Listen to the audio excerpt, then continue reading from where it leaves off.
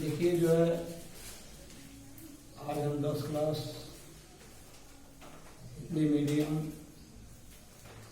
के छात्रों को जो है व्याकरण के विषय में जो है हम बताने जा रहे हैं।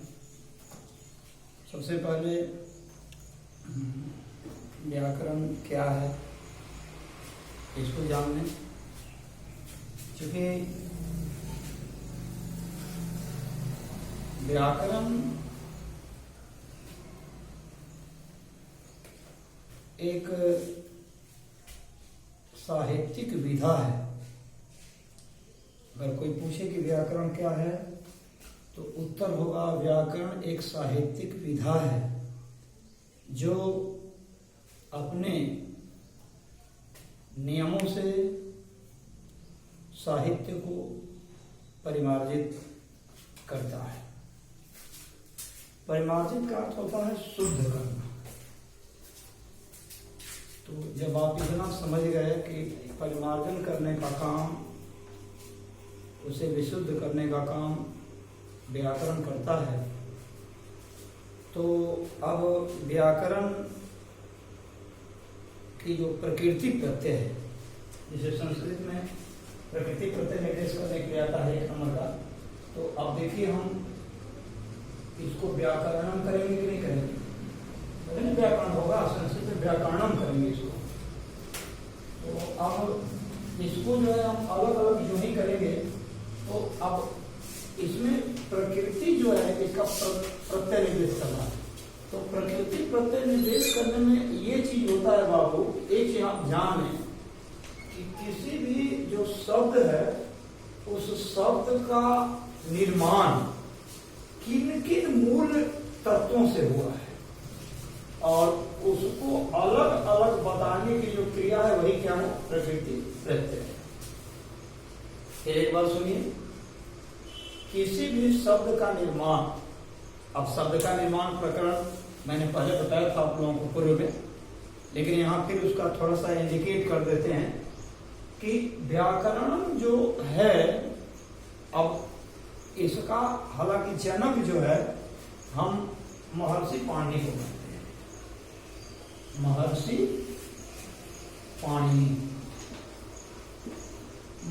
पाणिनि जो है यदि इसके प्रणेता का है, रचना करना, जनक कह सकते हैं।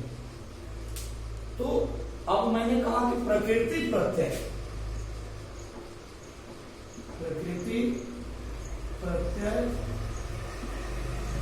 निर्देश करें। अब आपकी किताब में भी ऐसा दिया हुआ है, आप लोग अपना किताब पढ़ेंगे तो उसमें दिया हुआ है शब्दों का प्रकृति प्रत्यय निर्देश करें। जैसे विहाय दे दिया है, उसमें अपहितम दे दिया है, निहित दे दिया है प्रथम पाठ में, और प्रथम पाठ में हर पाठ में इस तरह का मिलेगा। अब प्रकृति प्रत्यय निर्देश वही छात्र कर सकता है जो बिल्कुल सूझबूझ का हो, अपना दिमाग जो है एकाग्र करके वह इस विषय बिंदु पर रखता हो। तो देखिए किसी भी शब्द, अब हम इसीलिए बताएं कि प्रकृति प्रत्यय निर्देश करने के लिए हमें इसके निर्माण पर जाना पड़ेगा। इसका निर्माण, व्याकरण का निर्माण कैसे हुआ?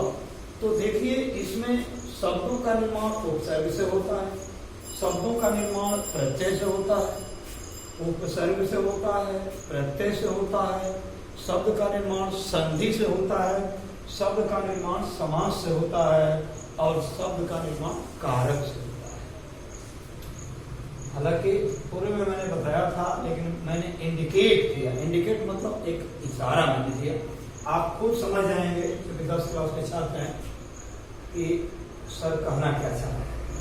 तो इसको हम यही बता रहे हैं कि मतलब शब्द का निर्माण जिन जिन अवयवों से, जिन जिन तत्वों से हुआ है उसको हम क्या करते हैं? प्रकृति प्रत्यय करते हैं। अब व्याकरण में देखिए क्या क्या लगा है। पहले वी हो गया, फिर आ हो गया, फिर जो है या आम कह सकते हैं इसको, फिर उसके बाद क्री हो गया, और फिर जो है उसके बाद ल्यू हो गया। ये तो आपका प्रकृति प्रत्यय हो गया। व्याकरण, ठीक है, व्याकरण का क्या हो गया, प्रकृति प्रत्यय हो गया। अब देखिए वी और आंग, वी और आंग में अंगों का जो है लोप हो जाता है, क्योंकि आप देखिए यहाँ हाफ है, तो क्या बच गया, वी और आकर क्या हो जाएगा, ब्या हो जाएगा। क्योंकि यान स्वर संधि में हम आप लोगों को बताए थे कि यदि ई के बाद कोई भिन्न स्वर आता है तो ई का य हो जाता है। यहां य हुआ कि नहीं हुआ, ई का य, वी तो है ना, वी बे हो गया, ई का य हुआ कि नहीं हुआ, ई का य हुआ, तभी ई का य, ऊ का वो, री का रो और री का ल हो जाता है। यण स्वर ई को यण ची, इसका सूत्र है ई को यण ची, ये सूत्र ई को यण ची। इक क्या है, ई ऊ री और ली, क्योंकि संस्कृत में ली भी क्या है, एक स्वर है। संस्कृत में ली क्या है, स्वर है। स्वर का मतलब है मूल स्वर है, मूल, ये तो बताया जा चुका है आपको। तो यहाँ ई का, यदि ई के बाद कोई भिन्न स्वर ओ या आ आता है, अरे ओ आएगा या आ आएगा, तो इसका क्या हो जाएगा, य, ठीक है।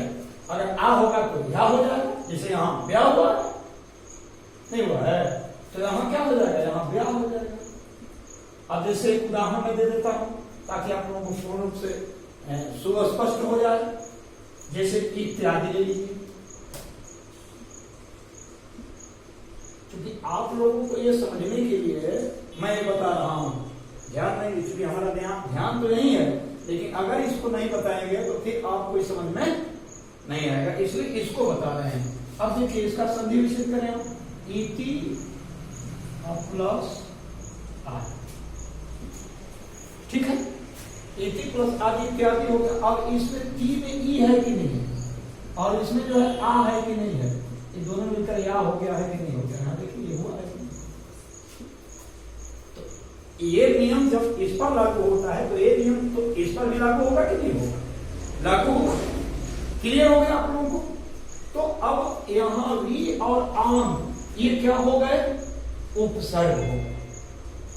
वी और आम क्या हो गए, उपसर्ग हो गए, इसको उपसर्ग लिखेंगे।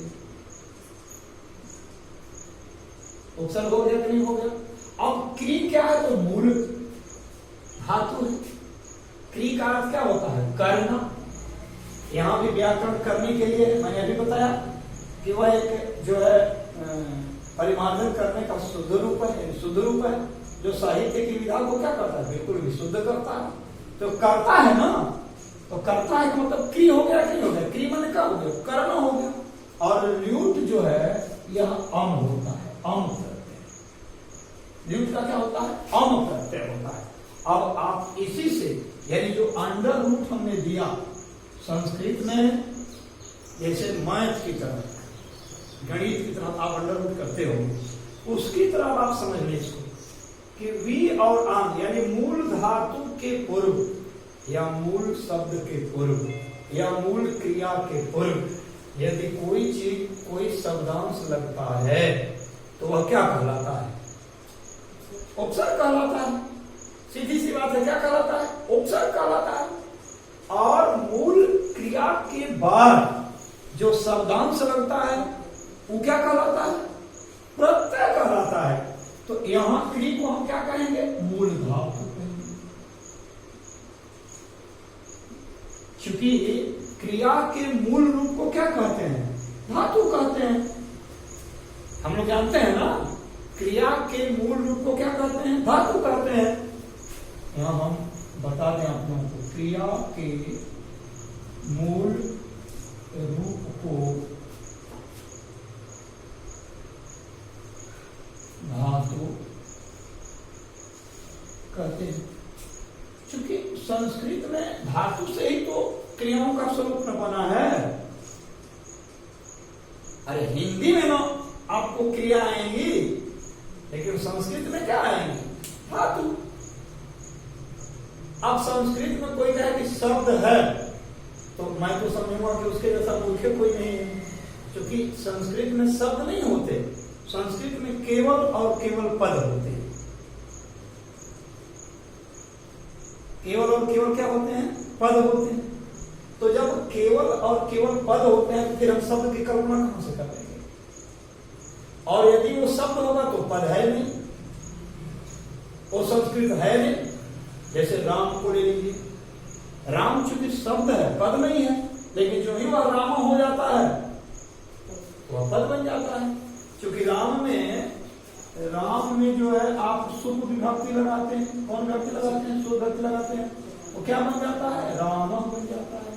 क्योंकि राम प्लस सु बराबर राम, ये शुद्ध विभक्ति मैंने लिखा। और इसमें क्या है? सु प्रत्यय लगा है। अभी मैंने बताया ना कि शब्द के अंत में क्या लगते हैं? प्रत्यय लगते हैं। और किसी मूल शब्द के पहले क्या लगेंगे? राम। जैसे राम में यदि हमने लगा दिया वी प्लस राम कर दिया तो क्या हो गया? वी राम हो गया। इसका अर्थ क्या हो गया? रूप करना हो गया। हो गया कि नहीं हो गया? यानी अर्थ बदल गया, नहीं बदल गया? तो इसमें हमने क्या किया? वी लगा दिया। तो वी क्या है? उपसर्ग है। और राम में सु क्या है? यानी सु जो है वही अ है। समझ लीजिए ना, सु क्या है? वही अ है। तो राम में अ लग गया तो क्या बन गया? राम बन गया। अब राम बनता है, आप लोग जान रहे हैं, राम प्लस औ बराबर क्या होता है? अब प्रश्न करेंगे लड़के कि सर ये बताइए कि सो लगा दिए यहाँ तो आ हो गया, यहाँ और लगा दिए तो समझ में आ रहा है, और फिर लास्ट में लगाएंगे राम प्लस जस बराबर रामा। अब प्रश्न यह है बेटे कि आप जाने कि ऐसा क्यों हुआ है। क्योंकि शुभ विभक्ति जो है वो 3 तरह के जो है शब्द रूपों में चलता है। चाहे वो स्त्रीलिंग हो, चाहे वह पुल्लिंग हो, चाहे वह नपुंसक लिंग हो। तो तीनों के लिए रूप तो ही बना है ना, सुरस आगे बना तो ही है। तो कुछ चीज हमको ये मिलेगा, सही लगेगा कि मिल रहा है कौन चीज में? तो पुल्लिंग में मिलेगा। कुछ चीज ऐसा लगेगा तो स्त्रीलिंग में सही लगेगा, और कुछ चीज नपुंसक लिंग में सही लगेगा। तो तीनों मिला करके ये बना है। अभी तीनों में सुरस अमोसस लगता है कि क्या केवल पुल्लिंग में लगता है, स्त्रीलिंग में नहीं लगता? क्या लता में नहीं लगता? एक अर्थ है कि तीनों को मिलाकर बना है, इसलिए सु और जस, अम और सस, ताभ्याम भिष, अंगेभ्याम भ्यस, अंगसभ्याम भ्यस, ये चलता ही रहेगा, ये रुकने का नाम नहीं लेगा। और आप कहेंगे क्या सुप और तिंग विभक्ति यदि आप नहीं लगाए, प्रश्न होगा कि यदि हम सुप और तिंग विभक्ति आप नहीं लगाएंगे तो क्या यह शब्द रहेगा कि नहीं? तो उत्तर होगा केवल शब्द हो। यदि सुप और तिंग विभक्ति से रहित कोई यदि है तो वह क्या है? शब्द है। और जो ही सुप और तिंग विभक्ति इसमें लग जाएंगे तो क्या हो जाएगा? पद बन जाएगा। इसीलिए तो कोई ऐसा चीज बताइए कि बिना सुप और तिंग प्रत्यय के लगा हुआ बना हो, ऐसा असंभव लगता है। क्योंकि हमारे महर्षि पाणिनि का एक व्याकरणिक सूत्र है। क्या सूत्र है? ये है कि सुप तिगंतम पदम, सुप तिगंतम पदम। अब देखिए यहां सुप तिगंतम पदम है, दिखाई दे रहा है आप लोगों को श्वेत पट पर। इस श्वेत पट के सामने सुप तिगंतम पदम, जब तक सुबंत, अब सुबंत क्या है? अभी मैंने बताया सुप से युक्त जितने भी ये शब्दों में जो प्रत्यय लगे हो क्या है? सुबंत है। और तिंग क्या है?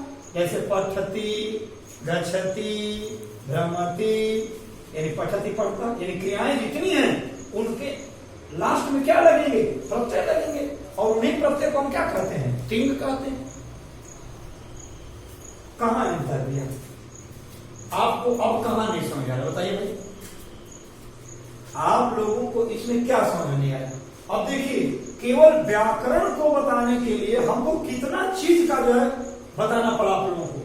शायद तब स्पष्ट हुआ कि सही में व्याकरण का जो निर्माण हुआ है या संस्कृत के किसी शब्द का जो निर्माण हुआ है, और मैंने पहले ही बता दिया बेटा।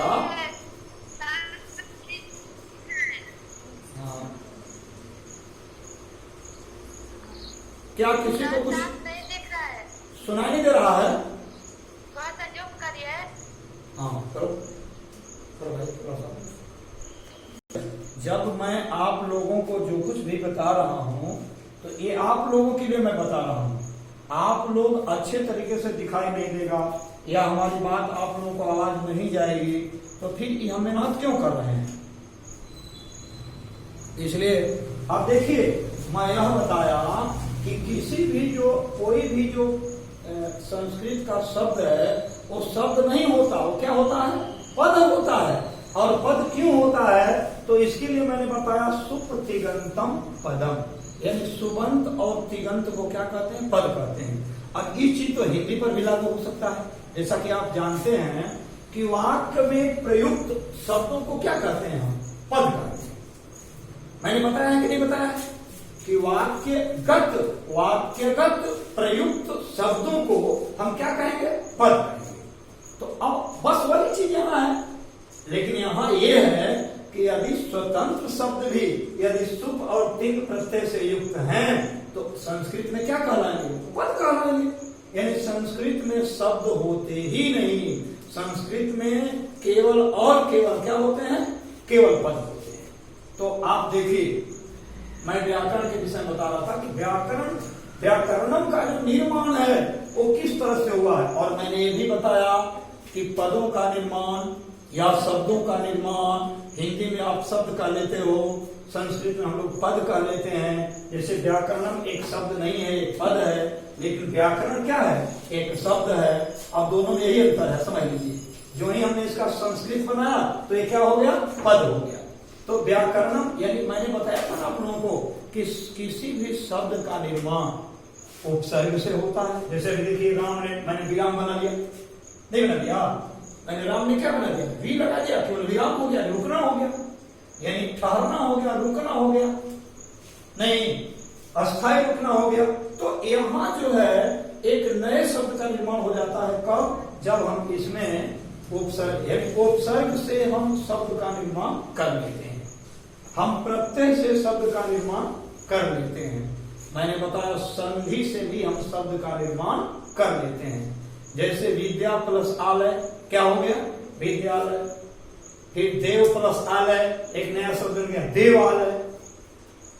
शौच प्लस आलय, शौचालय। तो ये सभी शब्द जो है संधि के द्वारा बने। अब समास के द्वारा जैसे अभूतपूर्व, आजन्म, आवरण, माता पिता, ये सभी बन रहे हैं कि नहीं बन रहे हैं? एक नए शब्द का निर्माण, माता पिता एक में बना दिए तो एक शब्द बन गया। दंपति जिसको कहते हैं हम लोग हिंदी में, दंपति कहते हैं ना, तो अब ऐसा हो गया। यानी शब्द के निर्माण में संधि से, उपसर्ग से, प्रत्यय से, संधि से, समास से और कारक से भी शब्द का निर्माण होता है। ठीक है, किससे किससे हो गया? उपसर्ग से, प्रत्यय से, संधि से, समास से और कारक से। ये सब चीजों से हम ये शब्द का निर्माण करते हैं। और ये नियम मैं बताया कि शब्द केवल नहीं होते, क्या किसमें? संस्कृत में केवल क्या होते हैं? पद होते हैं। ये पद के निर्माण में भी आ जाएगा कि नहीं आ जाएगा? पद के निर्माण में भी उपसर्ग की आवश्यकता है, पद के निर्माण में प्रत्यय की आवश्यकता है, पद के निर्माण में संधि की आवश्यकता है, पद के निर्माण में समास की आवश्यकता है और पद के निर्माण में जो है कारक की आवश्यकता है। जैसे आप लोग पढ़े होंगे कारक प्रकरण में कर्तरी प्रथमा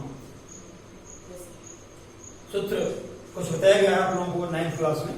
जो पढ़ना था वही बताया गया है, बाकी जो है जो नहीं पढ़ना वो 10 क्लास में पढ़ना है। उसको सिलेबस के अनुसार हम देखेंगे, उसमें जो सूत्र है उसकी जो है व्याख्यान करेंगे। अभी तो लॉकडाउन लगा है, 4-1 चल रहा है।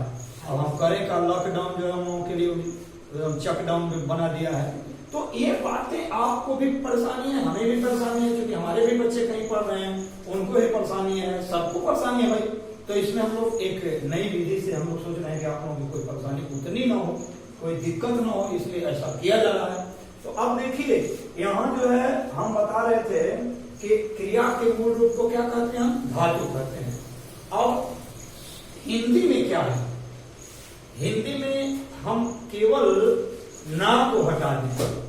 किसको हटा देना है, ना को, तो वो क्रिया मूल रूप बन जाती है। अब देखो हिंदी में कितना आसान है, केवल मैंने क्या समझाया, केवल ना हटा देंगे तो क्रिया क्या हो जाएगी, मूल क्रिया हो जाएगी। जैसे अब पढ़ है और प्लस ना बराबर क्या बन गया, पढ़। अब लेकिन भाई नाना नानी को छोड़ देना है। अब ऐसा ना तो लोग प्रश्न कर देना कि सर ना में भी तो ना है, हटा दीजिए तो ना हो जाएगा, उगाड़ हो जाएगा। नाना नानी का जो है वो क्या है, उसको हटा दिया गया है। इसलिए पढ़ना, लिखना, घूमना, जाना, खाना, पीना, आप देख लीजिए खुद कि सही में ना हटा देने पर क्या हो जा रहा है, मूल क्रिया हो जा रहा है। और यदि ना उसमें जोड़ देते हैं तो क्या हो जा रहा है, वो क्रिया हो जा रहा है। तो मूल क्रिया और क्रिया दोनों में क्या अंतर है कि मूल क्रिया से हम क्रिया बनाते हैं। अब मूल जैसे पढ़, लिख, जा, खा, अब उसमें दो तरह की क्रियाएं होती हैं, जान लें आप, दो तरह की क्रियाएं होती हैं। एक होती हैं यौगिक क्रिया और एक होती है मूल क्रिया। जैसे पढ़ लेना, पढ़ लेना क्या है, एक यौगिक क्रिया। पढ़ और लेना, अरे पढ़ से पढ़ना हो गया, अंडे से लिखना हो गया, दोनों को हमने क्या कर दिया, एक यौगिक क्रिया बना दिया। इसलिए दो क्रियाएं उसमें क्या होती हैं, मिल जाती हैं। जैसे देख लेना, तो देखना भी एक क्रिया है और लेना भी एक क्रिया है। देख लेना एक यौगिक क्रिया होगी कि नहीं होगी, यौगिक क्रिया, यानी उसे क्या हम कहेंगे भाई, यौगिक क्रिया। और मूल क्रिया क्या है, जैसे पा, पाना, जा, जाना, खा, खाना, ये क्या है, मूल क्रिया है। चलिए हिंदी में जब हम बताते हैं तो बताते ही रहते हैं, यहाँ संस्कृत में आप जाने, चूंकि हमने इसको शुरू किया है और इसको समझाने में, व्याकरण को केवल समझाने में आप लोगों ने देखा इसमें कितनी चीज हमको जानना पड़ा, तब जाकर हम जो है इसको समझेंगे। अब देखिए मैंने कहा वी और आंग यहाँ उपसर्ग है, क्री मूल धातु है और ल्यूट क्या है, प्रत्यय। ये क्या है, ल्यूट प्रत्यय, प्रत्यय यह मूल धातु और यह जो है उपसर्ग। ये तो समझ में आ गया आप लोगों को, ये बात आप लोगों को समझ आ रही है। अब वी और आंग, तो यहाँ अब पहला मैंने व्याकरण का जो है देखा कि भाई प्रकृति प्रत्यय क्या है, इस शब्द का निर्माण कैसे हुआ है। अब मैं इसे थोड़ा सा मिटा देना चाहता हूँ और मिटा करके और आप लोगों को जो है फिर आगे बता रहे हैं कि इसमें क्या है। इसलिए मैंने मिटाया कि प्रकृति प्रत्यय जो है आप लोगों को मैंने बताया। अब इसको इसलिए रख रहा हूं कि आप जानिए यहाँ वी और वी का अर्थ क्या होता है और आ का अर्थ ब्या होता है, ब्या होता है ना, तो ब्या का अर्थ जो वी है, वी का अर्थ आप एक एक शब्द का लेंगे। वी का अर्थ होता है विशेष रूप से, विशेष रूप से। वी का अर्थ क्या हो गया, विशेष रूप से। वी और अंग से ब्या हो गया, ब्या माने क्या हो गया, विशेष रूप से। और क्री माने क्या हो गया, क्री माने करना। आप देखिए यहां अगर ये क्री हो जाता तो ये क्री माने क्या होता है, खरीदना होता है। ये क्री माने क्या हो जाता है, खरीदना। यहाँ 100 में रो हो जाएगा तो क्या हो जाएगा, क्री, क्री में खरीदना होता है। यहाँ इसको तो लेंगे नहीं हम, क्योंकि व्याकरण में क्री आया है कि नहीं आया, क्री माने करना आ गया है। तो यहाँ विशेष रूप से क्या करना है, विशेष रूप से क्या करना है, हैं? विशेष रूप से क्री माने करना, माने क्या करना, तो उसका अंग, अंग मन होता है, अंग मन होता है जांच करना। क्या होता है, जांच करना या परख करना। अब आप देखिए वी आंग क्री लुट, विशेष रूप से जांच और परख करने की क्रिया को क्या कहते हैं हम? व्याकरण कहते हैं। विशेष रूप से तब केकर जांच परख करेगा? गाय भैंस का? यार भाषा, क्योंकि आप जान लें कि हर भाषा का अपना व्याकरण होता है, चाहे वो हिंदी हो, चाहे वो संस्कृत हो, चाहे वो उर्दू हो, चाहे वो फारसी हो, और चाहे वो तमिल हो, चाहे वो मलयालम हो, चाहे वो उड़िया हो। हर भाषा का अपना एक क्या होता है? व्याकरण होता है। अंग्रेजी में इसको ग्रामर कहते हैं, हिंदी में व्याकरण कहते हैं, संस्कृत में व्याकरण कहते हैं कि नहीं कहते हैं? तो हर विषय का जो है क्या होता है? व्याकरण होता है। और व्याकरण का काम क्या है? जांच करना। किसकी? अपनी भाषा की। यानी भाषा के विशेष रूप से, आप देखिए भाषा को विशेष रूप से जांच करने की क्रिया को व्याकरण कहते हैं। यानी भाषा को विशेष रूप से हम जांच करते हैं तो उसको क्या कहते हैं? हम व्याकरण कहते हैं। क्योंकि व्याकरण के द्वारा ही हम उसकी क्या करते हैं? जांच और परख करते हैं। अब यदि हम इस व्याकरण को हम मान लें कि व्याकरण हमारा पूरा शरीर है, भाषा हमारा क्या है? पूरा शरीर है। यदि यहां हम लिखें, यदि भाषा शरीर है तो व्याकरण उसकी आत्मा है। अब देखिए, यदि भाषा शरीर है तो व्याकरण क्या है? उसकी आत्मा है। और आत्मा के बिना इस शरीर का कोई मतलब है नहीं, है ना?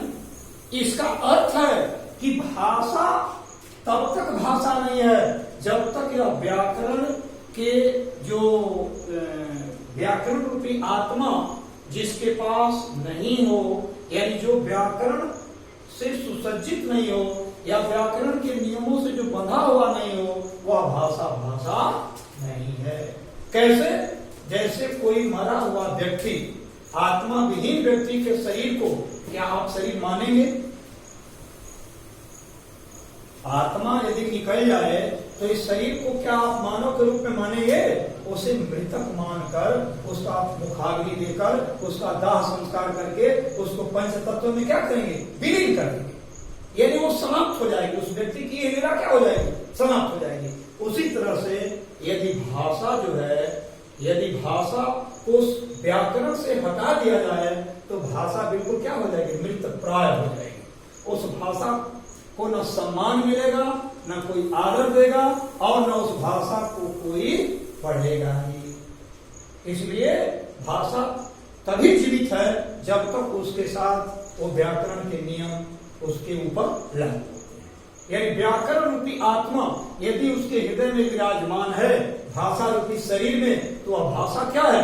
एक उच्चतम भाषा में उसका जो है रूप आ जाता है। इसलिए अब दूसरी बात ले लीजिए, यदि आप भाषा को घोड़ा समझ रहे हैं, आप लोग घोड़ा देखे हैं ना, जो चलाता है लोग, वो नहीं घोड़ा चलाता है, घोड़ा वाहक जो होता है, अश्वारोही जिसको कहते हैं, अश्वारोही, अश्वारोहण करने वाला, यानी घोड़े पर चढ़ने वाला। आप देखे होंगे चाकू को जिस तरह से जिधर घुमाना चाहता है उधर वो घोड़ा घूम जाता है कि नहीं घूम जाता है? उसकी मंथर गति, उसकी तीव्र गति करने की क्रिया किससे होती है? उसके लगाम से होती है, उसके चाबुक से होती है। यदि आप मान कर चलिए कि भाषा यदि घोड़ा है तो उसका घुड़सवार कौन है? व्याकरण है। उसका घुड़सवार कौन है? व्याकरण है। इसलिए आप समझ लीजिए, व्याकरण जिधर चाहे, जिधर समझे, उधर भाषा को क्या कर सकता है? मोड़ सकता है। इसलिए भाषा को अब हम कह सकते हैं कि भाषा को नियंत्रित करने का जो साधन है वो क्या है? व्याकरण है। भाषा को नियंत्रित करने का जो साधन है वो क्या हो गया? व्याकरण है। तो ठीक है, आज इतना ही मैंने बताया आप लोगों को व्याकरण, उसकी प्रकृति प्रत्यय, व्याकरण का विषय, व्याकरण का निर्माण कैसे किन किन तत्वों से मिला, फिर उसमें देखें आपने इसका अर्थ क्या हुआ, उसके बाद मैंने परिभाषा दिखाया। आपको एक परिभाषा नहीं, अनेकानेक परिभाषा इसके बन सकते हैं, केवल आपके पास हौसला होना चाहिए। बस आप व्याकरण की न जाने कितनी परिभाषाओं को दे सकते हैं। ठीक है, बहुत बहुत धन्यवाद। क्योंकि समय समाप्त होता है, फिर दूसरे लोगों को भी देखना है। धन्यवाद।